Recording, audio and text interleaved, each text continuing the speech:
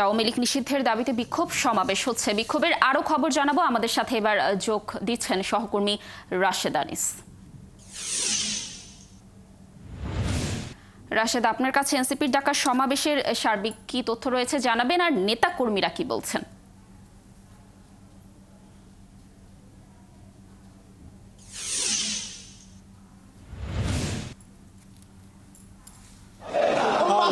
সকাল থেকে যে এলাকাটি রয়েছে সেখানে কিন্তু আছি।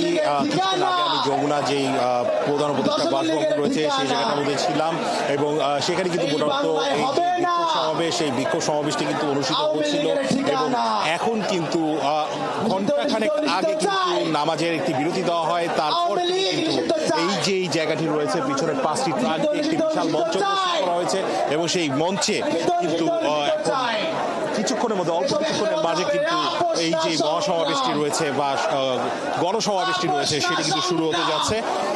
মূলত এখানে কিন্তু শুধুমাত্র যদিও ডাকটি জাতীয় নাগরিক পার্টির নেতারা দিলেও সেখানে কিন্তু যোগ দিয়েছেন যারা একাত্মতাবাদ ঐক্যমত হয়েছেন যে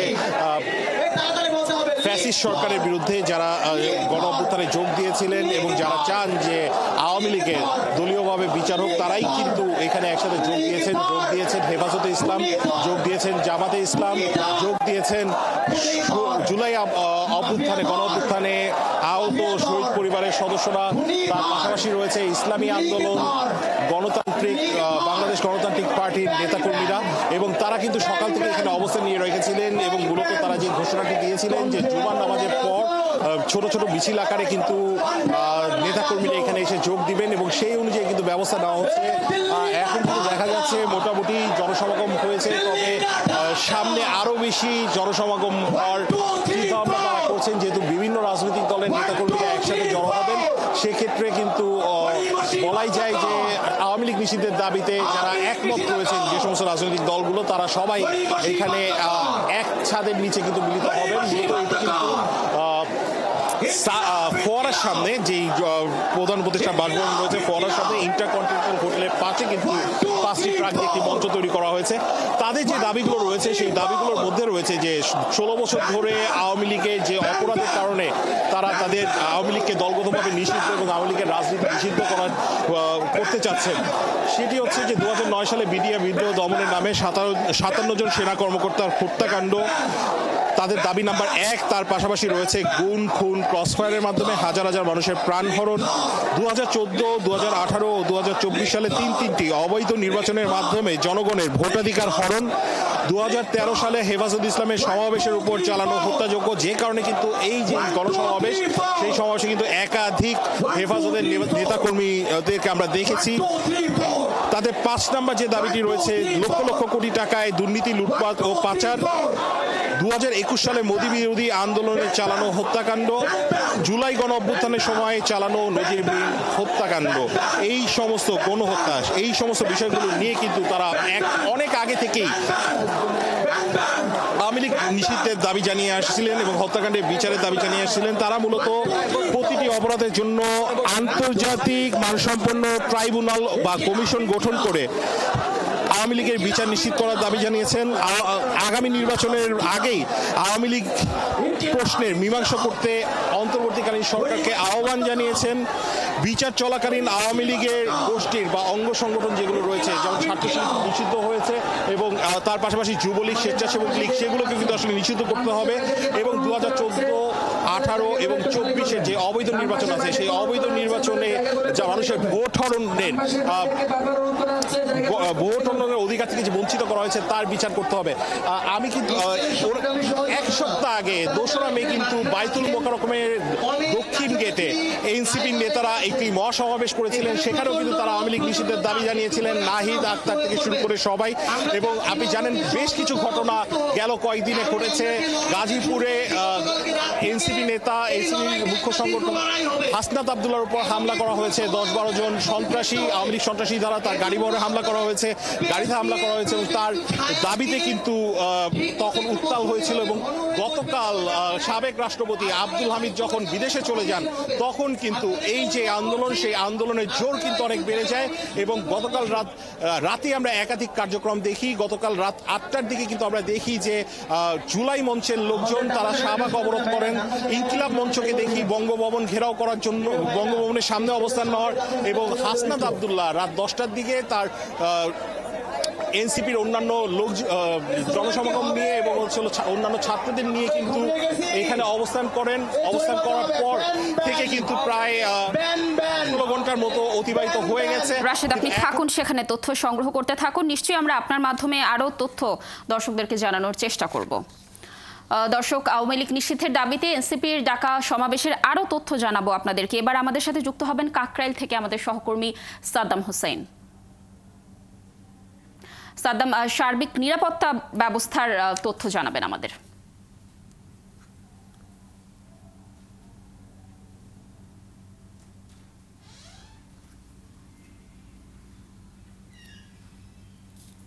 এখানে অনেকেই অসুস্থ হয়ে যাবেন। এই তীব্র গরমে আমরা চাই না আমাদের কোনো সহযোদ্ধা অসুস্থ হয়ে যাক।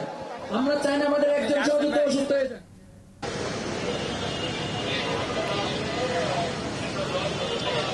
জি, যেমনটি দেখতে পাচ্ছেন ইতিমধ্যে আসলে এই কাকরাইলের এলাকায় নিরাপত্তা সকালের তুলনায় অনেক বেশি বাড়িয়ে রাখা হয়েছে।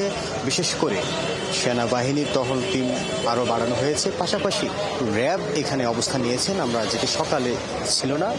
একই সঙ্গে আসলে এখানে যে সোয়াট টিম এবং এটিইউ তারাও অবস্থান করছেন, তবে সংখ্যা আরও বাড়ানো হয়েছে এখানে নিরাপত্তার স্বার্থে। আমরা যেমনটি আসলে দেখানোর চেষ্টা করছি এই মুহূর্তে, দেখতে পাচ্ছেন যে পেছনে কয়েক স্তরের আসলে সামনে পুলিশ, পাশাপাশি এপিবিএনও আছে সঙ্গে, একই পাশাপাশি আবার র্যাব সদস্যরা অবস্থান করছেন, তার পেছনে আসলে অবস্থান করছেন সেনাবাহিনী।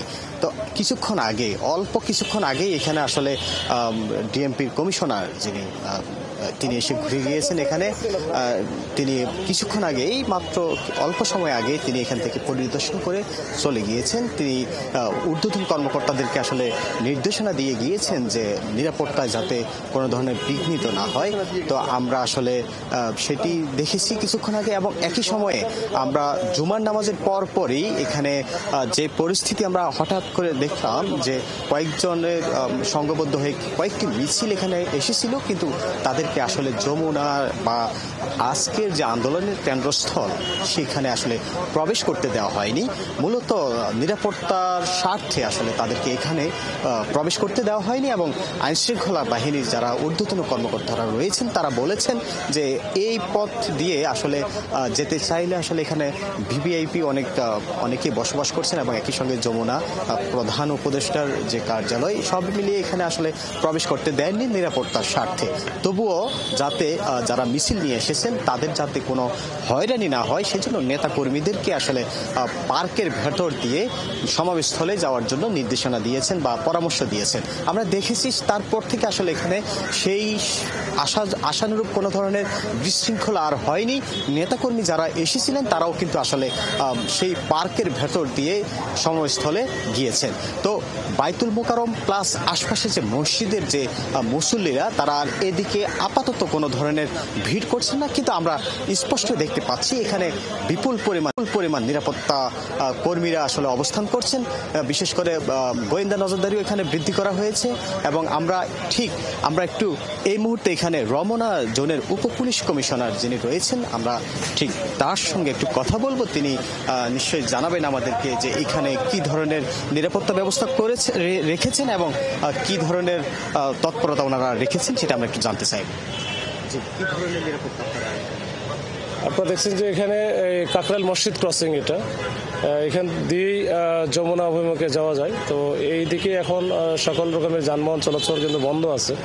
আমরা সকল যারা দর্শক বা লোকজন যারা আছে, যারা ওই দিকে যেতে চায়, বিশেষ করে সমাবেশের দিকে যেতে চায়, তাদেরকে কিন্তু আমরা একটু নিরুৎসাহিত করতেছি এই দিক দিয়ে না যেতে। তখন আমরা পাশেই একেবারে যে কাকরাইল মসজিদের পাশেই যে রমনা পার্কের ভিতরে ঢোকার যে গেটটা ছিল সেই গেটটা আমরা খুলে দিয়েছি, যে ওখান থেকে সোজা চলে যাবে, গিয়ে তারা সমাবেশে যারা যোগ দিতে পারে, যারা ইচ্ছুক তো এটার কারণে আমরা এই জায়গাটা একটু অ্যাভয়েড করতে চেষ্টা করতেছি, যেহেতু মাননীয় প্রধান উপদেষ্টার বাসভবন এখানে। তো এইটাতে যেন আমরা কোনোভাবে কোনো রকম এই নিরাপত্তা সংক্রান্ত ঝুঁকি না থাকে, এইটা নিয়ে আমাদের যত রকমের তৎপরতা আমরা আমরা ব্যবহার করতেছি, আমাদের ফোর্স ইউজ করতেছি। আমরা এখানে আপনারা দেখছেন ব্লক ইউজ করেছি কয়েকটা স্তরের। এরপরে আমাদের পাশাপাশি কিন্তু এখানে আপনারা দেখছেন যে এটিও আছে, আমাদের সোয়াট টিম আছে, র্যাব আছে, আর্মির ডেপ্লয়মেন্ট আছে। সব মিলে আমাদের একটা ভালো অ্যারেঞ্জমেন্ট আছে, যেন আমাদের অ্যারেঞ্জমেন্টটা দেখানো অন্য কিছু না। উদ্দেশ্য হচ্ছে তাদেরকে একটু বলা যে তাদেরকে আমরা বারবার রিকোয়েস্ট করি যে আমাদের একটু সহযোগিতা করুন, তাদের সহযোগিতার জন্য আমাদের যা যা করণীয় সেটা আমরা করব। এটাই হচ্ছে মূল বিষয়, যার যেন আমাদের কারোই যেন নিরাপত্তা বিঘ্নিত না হয়। এই উদ্দেশ্য হচ্ছে সবার যেন নিরাপত্তা অটুট থাকে, দেশে যেন শান্তি শৃঙ্খলা থাকে, এটাই। রাজধানীর অন্যান্য অংশে আপনার এই হোটেল ইন্টারকন্টিনেন্টাল বা আরো অন্যান্য পাশে যে আপনার অংশ রয়েছে, জি যেমনটি শুনছিলেন, আসলে তিনি জানাচ্ছিলেন যে আসলে নিরাপত্তায় কোনো ধরনের আসলে ফাঁক ফোকর আসলে রাখেননি, মূলত নিশ্চিত নিরাপত্তা ব্যবস্থা এখন পর্যন্ত বজায় রয়েছে।